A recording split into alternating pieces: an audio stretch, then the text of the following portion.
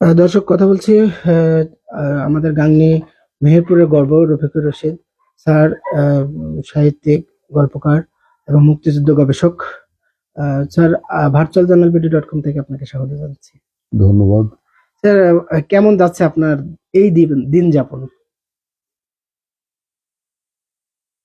একটা শ্বাসরুদ্ধকর পরিবেশের মধ্যে আমরা সবাই বসবাস করছি। এই দেশের যে পরিবর্তন 24 সালে ঘটলো, এই পরিবর্তন এইভাবে না হয়েও পরিবর্তনটি খুব অনিবার্যই ছিল।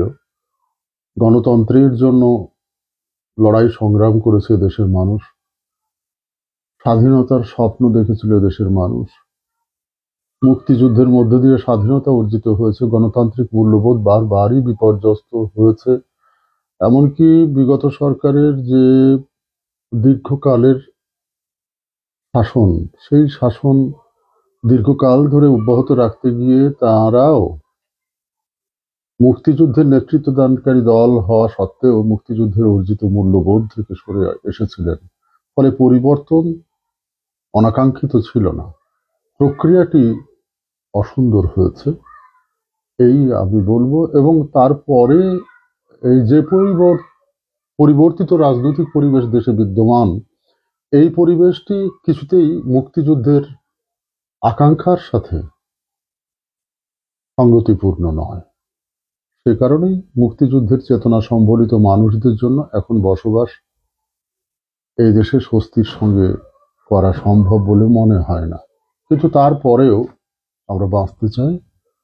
আমাদের দেশকে যতই উল্টো দিকে ধাবিত করা হোক না কেন, আমরা মনে করি কোনো একদিন এই অবস্থা থেকে আমরা পরিত্রাণ পাব। যারা লড়াই সংগ্রাম অতীতেও করেছেন, একেবারে সাম্প্রতিক অতীতেও করেছেন, তারাও তাদের ভুল জায়গা থেকে বেরিয়ে এসে মূলত এই দেশটির যাত্রা শুরু হয়েছিল যে গতিমুখ অভিমুখে, সেই দিকেই পুনর্বার সবাই মিলে আমরা যাত্রা করতে পারবো, এই আমার ভরসা। অনেক ধন্যবাদ স্যার। স্যার, একজন রাজনীতিবিদ, রাজনীতি সচেতন ব্যক্তি, গবেষক, লেখক এবং শিক্ষক হিসেবে আগামী 13তম জাতীয় নির্বাচনকে কেমন ভাবে দেখতে চান আপনার জায়গা থেকে, এবং প্রত্যাশাটা কি?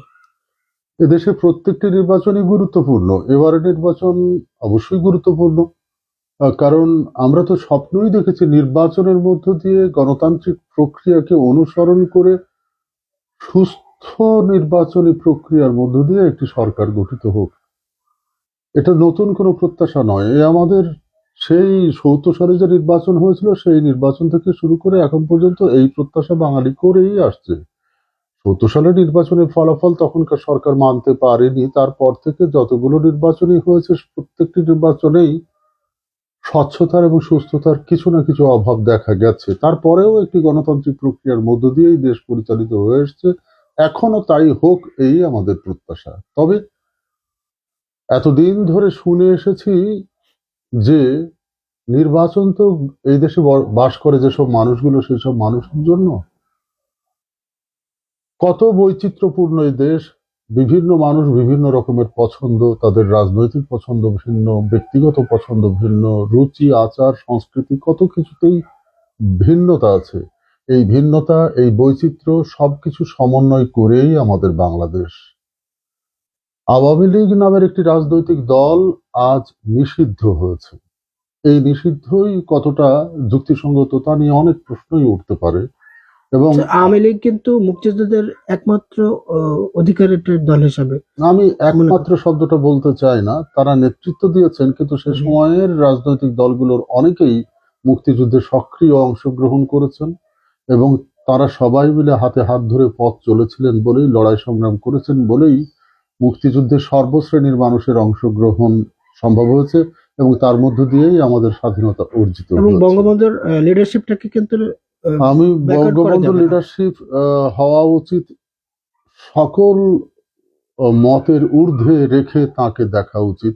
সেই জায়গাটুকু আমরা হারিয়েছি, আমরা নষ্ট করেছি, সবাই মিলেই নষ্ট করেছি। এমনকি বঙ্গবন্ধুর হাতে গড়া দল, সেই দলও তাকে দলনিরপেক্ষ উচ্চতার আসনটিতে অধিষ্ঠিত করে উঠবার ক্ষেত্রে যে ভূমিকা পালন করা উচিত ছিল তা পালন করতে ব্যর্থ হয়েছে বলেই আমারও মনে হয়। সে যাই হোক, এই নির্বাচনী এই যে সামনের নির্বাচন, এই নির্বাচনে একটি দল অংশগ্রহণ করতে পারছে না, অথচ নির্বাচন সুষ্ঠু হবে। পার্টিসিপেটলি কাকে অংশগ্রহণমূলক নির্বাচন বলে? এদেশের 20, 30, 40 ভাগ মানুষ তো ওই দলটিকে পছন্দ করে। অবশ্যই আওয়ামী লীগের 30 থেকে 35% তো ভোট। আরো কমই হোক না কেন, তাহলে এই মানুষগুলো তাদের ইচ্ছের প্রতিফলন ঘটানোর কোনো সুযোগ পাবে না। জি। এর নাম অংশগ্রহণমূলক নির্বাচন, এর নাম লেভেল প্লেইং ফিল্ডের নির্বাচন। আমি বিশ্বাস করি এটা সুস্থ নির্বাচনের অন্তরায় হয়ে থাকবে এই সিদ্ধান্তটি। তো এখানে আমি কোশ্চেন মার্ক রাখলাম এখানে, আওয়ামী লীগের নির্বাচন বা পার্টিসিপেটলি নির্বাচন কিনা। তো আমি একটু আপনার প্রসঙ্গ ধরে যাই। বর্তমানে 71 অনেকটা উপেক্ষিত প্রসঙ্গ, বিশেষ করে 24-এর 5 আগস্টের অভ্যুত্থানের পর এই প্রসঙ্গটাকে একেবারে ব্যাকডেটেড করে বা ডাস্টবিনে ছুড়ে ফেলার মতন হচ্ছে। তো আহমদ ছফা একসময় বলেছিলেন যে মুক্তিযুদ্ধ আমাদের মা। সেই প্রসঙ্গ ধরে জেন জি প্রজন্মকে আপনার জায়গা থেকে অ্যাজ এ মুক্তিযুদ্ধ গবেষক হিসেবে বা একজন শিক্ষক হিসেবে এই জেনারেশনকে, মানে আমরা ধরেন বলছি যে এনসিপি বা ছাত্রদের যে দল, তাদের এখনো কি মুক্তিযুদ্ধ পাঠ জরুরি কিনা? খুবই জরুরি, সারা জীবন জরুরি থাকবে।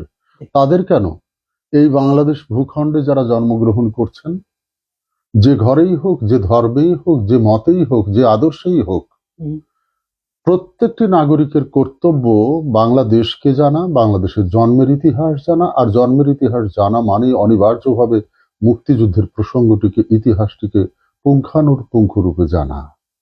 এই জানার মধ্য দিয়েই দেশকে চিনতে হবে, দেশের ইতিহাস ঐতিহ্যকে বুঝতে হবে, এই দেশটি কোন দিকে যাত্রা শুরু করেছিল এবং কেন, কোন প্রেক্ষাপটে, সেই জায়গাগুলো পরিষ্কার করে বুঝে নিতে হবে। তারপরে একটি সিদ্ধান্তে আসা যেতে পারে, কিন্তু সেই সিদ্ধান্তটি কিছুতেই একটি দেশের জন্ম প্রক্রিয়ার ইতিহাসকে উপেক্ষা করে নয়, অস্বীকার করে নয়। আমি মনে করি সেটিকে মান্যতা দিয়েই আমাদের ভুল ত্রুটিগুলোকে চিহ্নিত করা উচিত, সেই ভুল ত্রুটিগুলো শুধরে আগামী দিনের আমাদের ভবিষ্যৎ পথ চলার গতিপথ নির্ধারণ করা উচিত। স্যার আমি লাস্ট একটা প্রসঙ্গ আসি। আপনার নির্বাচন, আবার রোজা, ঈদ, বইমেলা সব মিলিয়ে একেবারে ফেব্রুয়ারি মাসটা খুব এঙ্গেজড। তো ওই আপনার নতুন বইয়ের কি খবর আছে, এটা একটু বলেন। আমার বেশ কয়েকটি নতুন বই আসছে। এই বৈরী পরিবেশের মধ্যেও প্রকাশকরা সাহস করে বই মেলার উদ্যোগ নিয়েছেন, বই প্রকাশের উদ্যোগ গ্রহণ করেছেন। ইতিমধ্যেই গোটা 3-4 বই আমার প্রকাশিত হয়ে গেছে, আরো 2টো বই প্রকাশের পথে, হয়তো বা ফেব্রুয়ারির এই 12 তারিখ বা কি বলে যে 20 তারিখ আসবার মধ্যে সে বইগুলো এসে যাবে। কিন্তু আমি খুব আশাবাদী না, ভালো কোনো বই মেলা এবছরে হবে না, গত বছরও হয়নি। এর জন্য সার্বিক পরিবেশ দায়ী। আমি কাউকে এককভাবে বলতে চাই না যে এই কারণে এটা হলো না, এমন বলতে চাই না। এমনিই আমাদের পাঠ বিমুখতা বেড়েই চলেছে দিনে দিনে। সেই সাথে যদি ফেব্রুয়ারি জুড়ে ঢাকাতে বই মেলায় আমাদের যে প্রাণের মিলন ঘটে, বিশেষ করে লেখকের, পাঠকের, প্রকাশকের, শুধু তাই নয়, যারা একটা বইও কেনে না অথচ বই মেলায় বেড়াতে যায়, আমি তাদের এই বেড়াতে যাওয়াকেও অর্থহীন বিবেচনা করি না। এই অর্থে যে তারা ফুচকা খেতেই যান, আড্ডা দিতেই যান, কিন্তু উপলক্ষটা তো সেই বই মেলা। ঘুরতে ঘুরতেই 10 দিনে একদিন একটি বইও যদি কেনেন, এমন তো হতেই পারে।